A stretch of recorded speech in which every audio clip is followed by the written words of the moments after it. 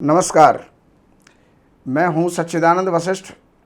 सज्जनों, आज का विषय है कि जब स्त्री मासिक धर्म से होती है अर्थात रजस्वला होती है, और उनको तीसरे शब्दों में आप समझ लीजिएगा कि जब महीने में वो अशुद्ध अवस्था में होती है, तो सबसे पहली बात तो ये है, हम ये समझें कि स्त्री जो है रजस्वला होती क्यों है। स्त्री के रजस्वला होने का कारण इंद्र है। इंद्र ने वृत्रासुर का वध किया, और जिस समय पर वध किया तो इंद्र को ब्रह्म हत्या लग गई, क्योंकि वृत्रासुर था तो असुर लेकिन ब्राह्मण का पुत्र था, तो उसको ब्रह्म हत्या लग गई। और इंद्र जाकर के और कमल की नाल में छुप गया। जब कमल की नाल में छुप गया तो इंद्र का जो आसन है वो रिक्त हो गया। जब राजा नहीं है तो संचालन कैसे होगा, राज्य कैसे चलेगा। तो ऐसी स्थिति के अंदर सारे देवता मिलकर के ब्रह्मा जी के पास में पहुँचे और ब्रह्मा जी को जाकर के निवेदन किया कि हे पितामह, हमारा राजा इंद्र वो लुप्त है, जाने वो कहाँ गए। तो उस समय पर ब्रह्मा जी ने देखा कि वो कमल की नाल में छुपा हुआ है। ब्रह्मा जी वहाँ पर पहुँचे, जाकर के कहने लगे, इंद्र बाहर आओ। तो इंद्र ने कहा कि ब्रह्म हत्या मुझे लगी है, मैं संसार को मुँह कैसे दिखाऊं। तो यहाँ पर ब्रह्मा जी ने क्या किया, उस ब्रह्म हत्या के 4 टुकड़े किए, और 4 टुकड़े करने के बाद पहला टुकड़ा उन्होंने पृथ्वी को दिया। जब पृथ्वी को टुकड़ा दिया गया तो पृथ्वी ने कहा कि मैं बिना काम ब्रह्म हत्या अपने ऊपर क्यों लूं। तो ब्रह्मा जी ने कहा कि परहित के लिए, दूसरों का हित है, संसार का हित है, इसलिए आप अपने ऊपर ले लीजिए।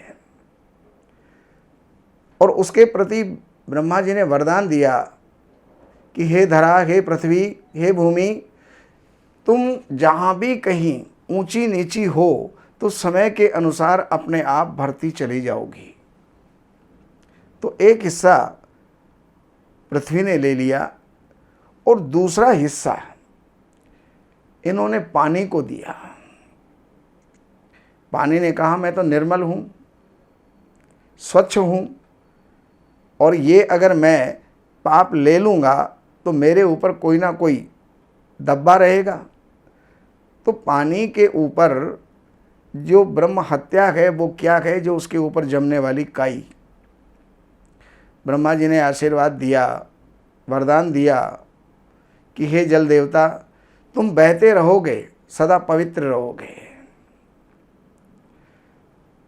तीसरा हिस्सा वृक्षों को दिया गया, और वृक्षों को जब हिस्सा दिया तो वृक्षों ने भी यही ऑब्जेक्शन किया कि हम ब्रह्म हत्या क्यों लें। तो ब्रह्मा जी ने उनको भी आशीर्वाद दिया कि जहाँ से भी तुम कट जाओगे पुनः अंकुरित हो जाओगे। और वृक्षों के अंदर जो ब्रह्म हत्या का चिन्ह क्या है, जो उसमें निकलने वाला गोंद है, ये ब्रह्म हत्या का चिन्ह है। चौथे स्थान पर चौथा हिस्सा जो था वो महिलाओं को दिया गया, स्त्रियों को दिया गया। तो स्त्रियों ने भी उस समय पर कहा कि हम ब्रह्म हत्या क्यों लें।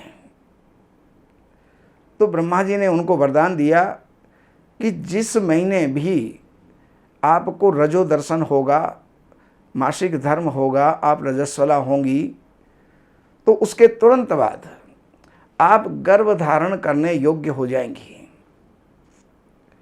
तो वो जो ब्रह्म हत्या है वो महिलाओं को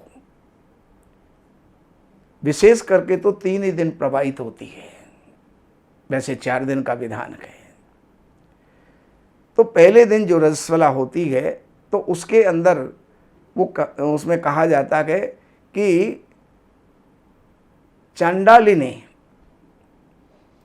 दूसरे दिन की स्थिति उसकी होती है ब्रह्मघातिनी, ब्रह्म हत्या करने वाली।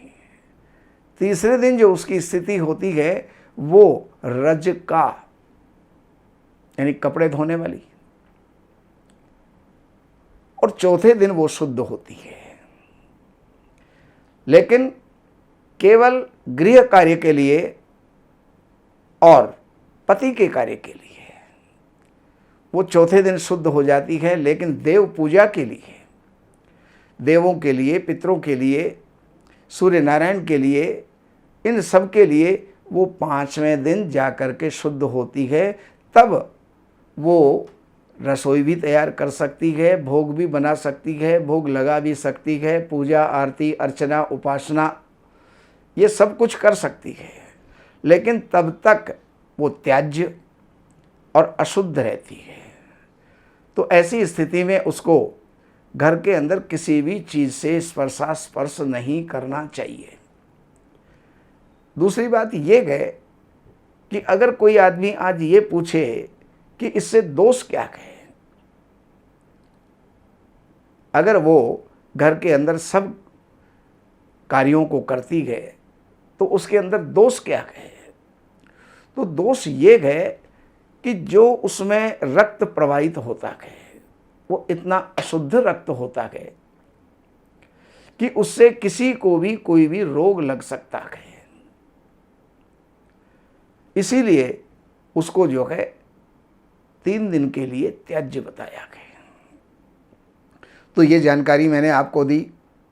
अगर अभी तक आपने हमारे चैनल को सब्सक्राइब ना किया हो तो आप प्लीज़ उसको सब्सक्राइब कर लीजिए, बेल आइकन को दबाइए, जिससे कि आगे की आने वाली जितनी भी जो वीडियो हैं आप लोगों को प्राप्त हो सके। बाकी आपको कुछ जानकारी की आवश्यकता है, वो ज्योतिष से संबंधित है, वास्तु से संबंधित है, किसी भी समस्या से संबंधित है, तो इन नंबरों के ऊपर संपर्क करके कार्यालय से अपॉइंटमेंट लेकर के कार्यालय की सेवाएं अर्पण करके और आप जो भी समाधान चाहते हैं वो प्राप्त करें। नमस्कार।